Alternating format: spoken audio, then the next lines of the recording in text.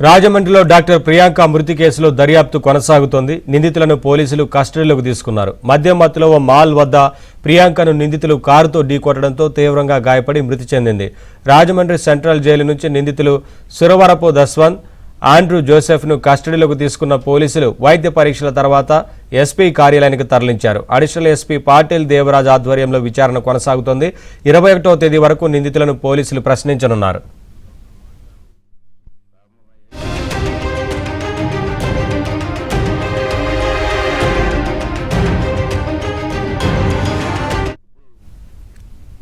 Updates మా correspondent Rajababu అందిస్తారు. రాజబాబు, ఈ కేసులో నిందితులను కస్టడీలోకి తీసుకున్నట్లు తెలుస్తోంది కదా, ఏంటి అప్డేట్స్? నవీన్, ఉభయ తెలుగు రాష్ట్రాల్లో తీవ్ర సంచలనం సృష్టించిన డాక్టర్ ప్రియాంక కేసులో ఇద్దరు నిందితులను కూడా పోలీసులు ఈ రోజు కస్టడీకి తీసుకున్నారు. కోర్టు ఆదేశాల మేరకు ఈ రోజు నుంచి ఈ నెల 21వ తేదీ 11 గంటల వరకు కూడా ఈ ఇద్దరు నిందితులను కూడా పోలీసులు కస్టడీలోకి తీసుకుని విచారణ చేయనున్నారు. ప్రస్తుతం ఇద్దరు నిందితులు కూడా రాజమండ్రి సెంట్రల్ జైల్లో రిమాండ్ లో ఉన్నారు. ఈ రోజు ఉదయం పోలీసులు నిందితుల్ని కస్టడీకి తీసుకుని తూర్పుగోదావరి జిల్లా ఎస్పీ కార్యాలయంలో విచారణ చేస్తున్నారు. అంటే దీనికి సంబంధించి ఈ కేసును రాష్ట్ర ప్రభుత్వం కూడా చాలా సీరియస్ గా తీసుకుంది.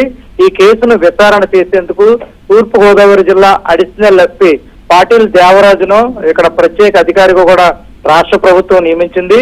అడిషనల్ ఎస్పీ దేవరాజు ఆధ్వర్యంలో ఈ రోజు ఇద్దరు నిందితులను కూడా అంటే సోరవరపు దశ్వంత్, ఆండ్రూ జోసెఫ్ అడ్వర్స్లను కూడా పోలీసులు ప్రస్తుతం విచారణ చేస్తున్నారు.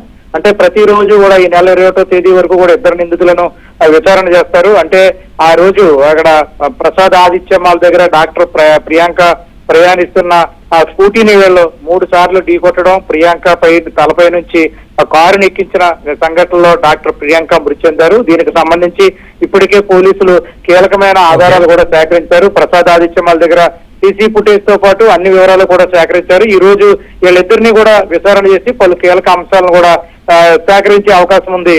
Naveen, thank you Rajababu.